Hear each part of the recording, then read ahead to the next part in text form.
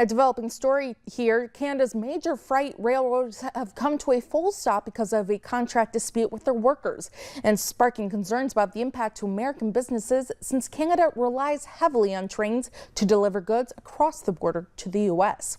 Canada's top two railroads, Canadian National Railway and Canadian Pacific Kansas City, were unable to reach a new labor agreement, with the union representing engineers, conductors and dispatchers. Thousands of workers have been demanding better wages, benefits and working conditions. Industry experts estimate the historic rail stoppage could cause billions of dollars worth of economic damage and wreak havoc on North American supply chains.